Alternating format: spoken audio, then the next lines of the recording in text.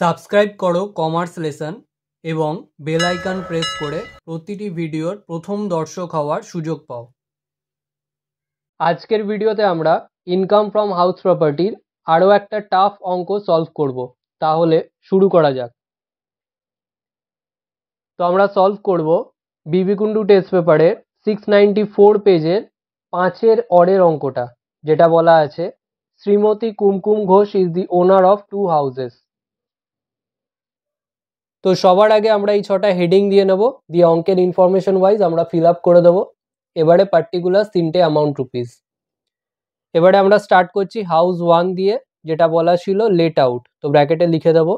তো যেহেতু late out সেজন্য স্টার্টই হচ্ছে রিজনেবল এক্সপেক্টেড রেন্ট দিয়ে, তো লিখে আমরা আন্ডারলাইন করে দিচ্ছি। স্টার্ট হবে গ্রস মিউনিসিপ্যাল ভ্যালু দিয়ে। তো এখানে আমাদের গ্রস মিউনিসিপ্যাল ভ্যালু দেওয়া নেই, তো এই ধরনের অঙ্ক কিন্তু আমরা আগেও দেখেছি, আরেকবার দেখে নিই।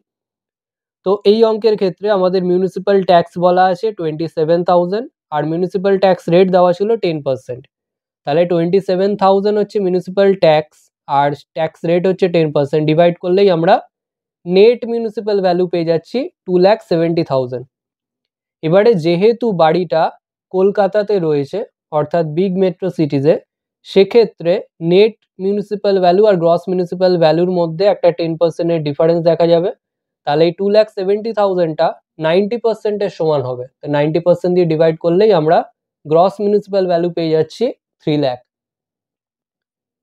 নেক্সট আমাদের ফেয়ার রেন্ট বলা ছিল 2,50,000 আর স্ট্যান্ডার্ড রেন্ট বলা ছিল 3 লাখ। এবারে প্রথম দুটোর মধ্যে বড় হচ্ছে 3 লাখ, আর 3 লাখ আর 3 লাখের মধ্যে ছোট হচ্ছে সেই 3 লাখই, তাহলে ওটাই লিখবো। ওর এগেনস্টে আমরা যেরকম কম্পিউট করলাম সেটাই লিখবো। তাহলে higher of gross municipal value and fair rent subject to maximum of standard rent. Next step হলো অ্যানুয়াল রেন্ট রিসিভড বা রিসিভেবল লেখা। তো যেহেতু অঙ্কে ভ্যাকেন্সি পিরিয়ড ছিল সেজন্য রিসিভেবল হবে। এবারে দেখো আমাদের অঙ্কে কিন্তু অ্যানুয়াল রেন্টই বলা ছিল, অ্যানুয়াল রেন্ট মানে 12 মাসের রেন্টই, তাহলে সেটাই আমাদের বলা ছিল 2,40,000, তাহলে সেটাই আমরা লিখে দেবো। এবারে নিয়ম হচ্ছে দুটোর মধ্যে যেটা বড় সেটা নিচে আসে, তাহলে 3 লাখ নিচে আসছে। এর এগেনস্টে যেরকমভাবে আমরা কম্পিউট করলাম সেটাই লিখবো, তাহলে higher of reasonable expected rent and rent receivable. এবারে এর থেকে লেস করতে হয় রেন্ট অফ ভ্যাকেন্সি পিরিয়ড।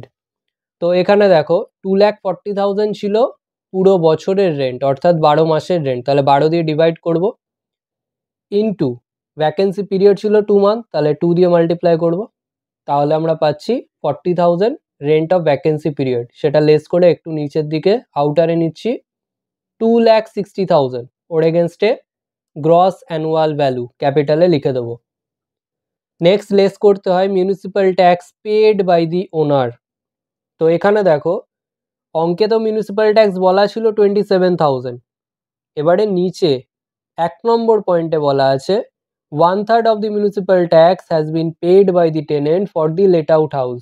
অর্থাৎ হাউস নাম্বার 1-এর যে মিউনিসিপ্যাল ট্যাক্স রয়েছে তার 1/3 টেনেন্ট বা ভাড়াটে পে করে দিচ্ছে, তাহলে বাকিটা ওনার পে করছে, তো সেটাই তো নেব, তাহলে ইন্টু 2/3 হবে, করে আমরা পাচ্ছি 18,000। তো এটা লেস করে আমরা নিচে নিচ্ছি 2,42,000, এর এগেনস্টে নেট অ্যানুয়াল ভ্যালু।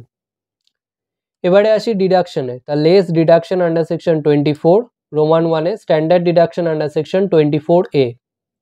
এটার নিয়ম হচ্ছে 30% অফ নেট অ্যানুয়াল ভ্যালু। তো নেট অ্যানুয়াল ভ্যালু ছিল 2,42,000 ইন্টু 30% করে আমরা পাচ্ছি 72,600, ফার্স্ট কলামে লিখে দেবো। নেক্সট রোমান 2-তে আসছে interest on loan under section 24B, যেটা আমাদের অঙ্কে বলা আছে 35,000। এবারে আমাদের নিচে অঙ্কে বলা ছিল যে লোনটা রিপেয়ারিং পারপাসে নিচ্ছে। তো এখানে কিন্তু রিপেয়ারিং পারপাসে নিক বা যে কোনো পারপাসে নিক, যদি হাউসের জন্য নেয় সেটাই আমাদের দেখলেই হবে যে হাউসের পারপাসে নিচ্ছে কিনা। তোমাদের এটা কনফিউশন হতে পারে যে রিপেয়ারিং পারপাস আছে তাহলে 30,000 হবে। রিপেয়ারিং পারপাসে 30,000 তখনই হয় যদি হাউসটা থাকে সেলফ অকুপাইড, এটা লেট আউট হাউস ছিল, তো কোনো লিমিটই কিন্তু এখানে খাটে না, তো যা আছে তাই বসে যাবে 35,000। এবার এই দুটো অ্যাড করে আউটারে নিচ্ছি 107,600, এবার ওপরের থেকে লেস করে আউটারে নেব 13,4400। এবারে দেখো হাউস নম্বর 1 এর ক্ষেত্রে একটা আনরিয়ালাইজ রেন্ট রিকভার্ড বলা ছিল 20,000। এবারে আমরা জানি যদি রেন্টটা রিকভার যেটা হয়েছে সেটা যদি প্রিভিয়াসলি অ্যালাউড না থাকে তাহলে কিন্তু নেওয়া যাবে না। সেটাই আমাদের রোমান 3 পয়েন্টে বলা আছে যে এই যে রেন্টটা পাওয়া গেছে যেটা আগে আনরিয়ালাইজ ছিল এই বছরে পাওয়া গেছে অর্থাৎ প্রিভিয়াস ইয়ার 2022-23-এ যেটা প্রিভিয়াসলি অ্যালাউড ছিল, তো সেই জন্যই আমরা এটাকে অঙ্কে লিখব। তাহলে আমরা লিখছি 20,000। এবারে এর থেকে স্ট্যান্ডার্ড ডিডাকশন বাদ যাবে 30%। তাহলে 20,000-এর 30% মানে 6,000 লেস করে আউটারে নিচ্ছি 14,000। তাহলে হাউস নম্বর 1 এর টোটাল ইনকাম হয়ে যাচ্ছে 13,44,000 আর 14,000 এই দুটো অ্যাড করে যেটা হচ্ছে অর্থাৎ 1,48,400। নেক্সট আসি হাউস নাম্বার 2-তে যেটা বলা আছে সেলফ অকুপাইড। তাহলে নেট অ্যানুয়াল ভ্যালু দিয়ে স্টার্ট হবে যেটা হলো নীল। নেক্সট এর থেকে লেস হয় interest on loan under section 24B।